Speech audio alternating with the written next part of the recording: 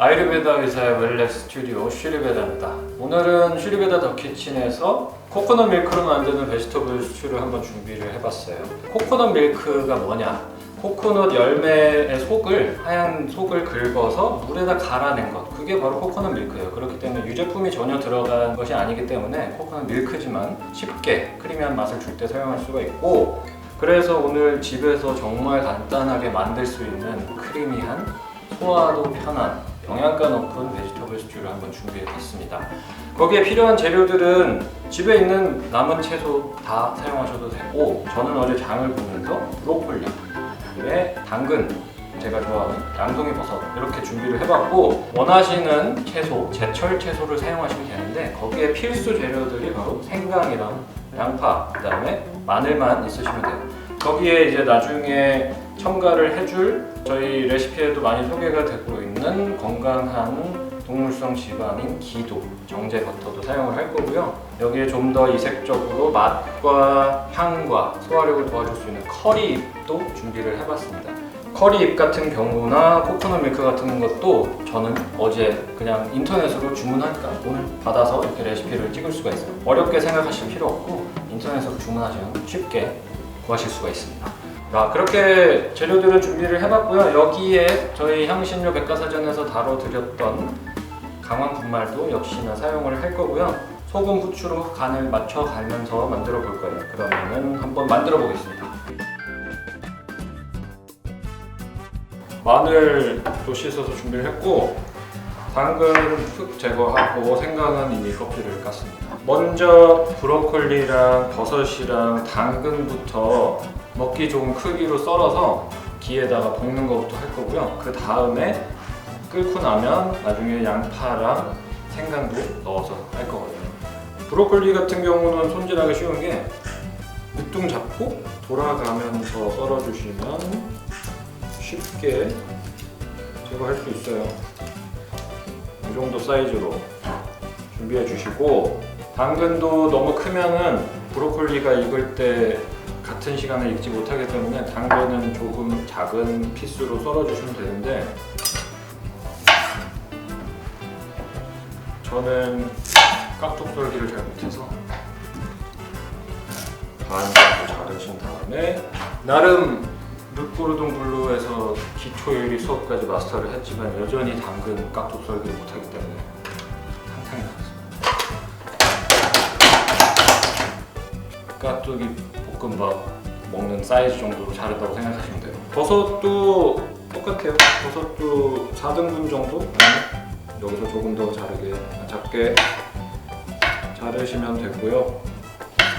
당근 대신에 비트 같은 거 사용하셔도 되고, 브로콜리 대신에 콜리플라워 같은 거, 아니면은 애호박이나 주끼니, 호박도 잘 어울릴 것 같고, 버섯 종류는 아무거나 쓰셔도 될 것 같아요. 다만 표고버섯 같은 경우에는 세슘 성분이 좀 위험할 수 있기 때문에 저는 되도록이면 표고버섯보다는 양송이 버섯 쓰는 게 좋을 것 같고요. 여기에 마늘은 2쪽 정도 으깨서 준비를 해주세요.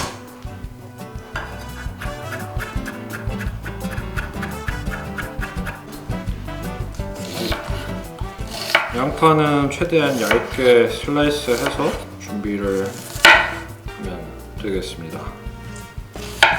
다른 채소들을 같이 볶을 건 아니고 나중에 코코넛 밀크 넣을 때 마지막에 들어갈 거예요. 이 정도로 준비해 주면 돼요.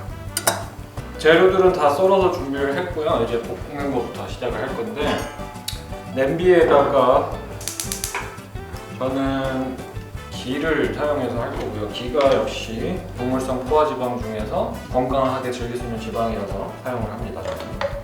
한 테이블 스푼 정도 둘러주시고, 기가 싫으신 분들은 뭐 코코넛 오일이나 올리브 오일로 하셔도 무방합니다. 기름을 두른 상태에서 맨 처음에 아까 다진 마늘부터 갈색빛이 돌 때까지 볶아주시고, 그 다음에 차례대로 썰은 채소들을 넣어주시면 되는데요. 당근이 제일 오래 걸리기 때문에 당근부터 딱딱한 순서대로 넣어주시면 되겠습니다. 마늘을 갈색이 될 때까지만 볶아주시고, 여기에 저 처음 차례대로 당근부터 썰어놓은 당근 볶아주세요. 당근은 색깔 변할 때까지만, 살짝 투명해질 때까지만 살짝만 볶아주세요. 다 완전히 익히지 않고 채소들을 다 볶고 나서 코코넛 밀크 넣고 한번 끓일 거기 때문에 다 볶아주는 게 아니구나. 그 다음에는 저는 버섯 넣을게요.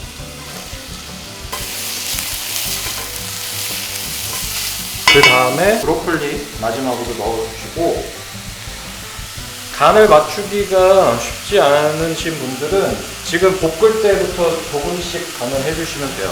소금을 넣어주시면서 코코넛 밀크도 들어갈 거기 때문에 처음에 볶을 때 소금을 넣고 볶아주시면 됩니다. 브로콜리까지 살짝 볶아지는 상태가 되면은 그때가 이제 코코넛 밀크를 넣으실 준비가 딱 된 거고요. 코코넛 밀크는 양이 정해진 게 아니라 채소가 잠길 정도 양으로만 넣어주시면 돼요. 코코넛 밀크를 부어줍니다.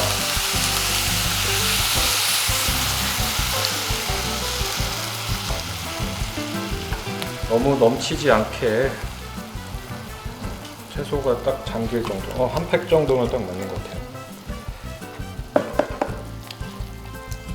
다시 불을 좀 세게 해서 끓여주고, 코코넛 밀크를 넣고 나면 그때 바로 아까 준비해뒀던 양파 슬라이스 넣어주시면 돼요. 금방 익기 때문에 마지막에 이렇게 넣어주시는 것이 맛도 살릴 수가 있고 충분히 익힐 수가 있기 때문에, 이렇게 해서 1분 정도만 마저 끓여주시면 완성이에요. 정말 쉽게 할 수가 있고, 지금 본인 간에 맞게 여기서 소금을 조금 더 넣으셔도 무방합니다. 끓이면서 아까 말씀드렸던 인도 음식에서 많이 쓰이는 건데 커리 잎이라고 하는 거예요. 인터넷에서 요새 쉽게 구매하실 수가 있으니까 한번 주문하셔서 두고두고 쓰셔도 돼요. 요 커리 잎을 평소에 월계수잎 넣어서 요리 많이 하시듯이 월계수잎처럼 커리 잎 사용하시면 돼요. 여기에다가 마지막으로 해주는 것이 아까 준비했던 생강을 잘게 다져서 기에다가 볶아서 끼얹어 주는 것으로 마무리를 할 거예요. 거의 완성이 됐죠. 자작한 정도로 코코넛 밀크 넣어서 끓여주면 됩니다. 이 정도 끓여서 완성을 했고, 마무리로 소화력을 도와줄 수 있는 이제 생강을 한번 준비를 해볼 건데, 잘게 다져주시면 돼요. 사이즈를 너무 크게 하면은 씹혀서 매운맛을 낼 수가 있기 때문에 최대한 좀 잘게 다져주시면 됩니다.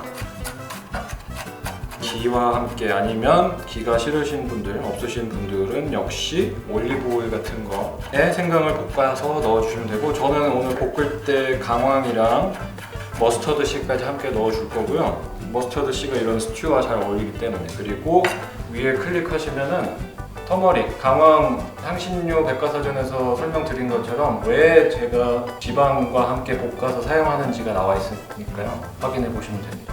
그래서 강황과 생강 그리고 기로 함께 볶아서 마지막 마무리를 할 거예요.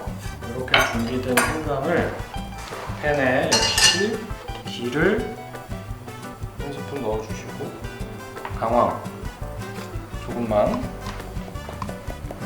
넣어주시고, 겨자씨, 맛도 좋고 소화력도 높여주는 겨자씨, 거기에 생강 볶아서, 생강이 역시나 갈색으로 변할 때까지 잘 볶아서 마무리하면 완성됩니다. 타지 않게, 눌러붙지 않게 준비를 하고, 벌써 갈색으로 변하기 시작했고요. 너무 오래 볶으면 생강이 다 눌러붙기 때문에 눌러붙지 않게 잘 저어가면서 이렇게 볶아진 생강을 쑥 위에다가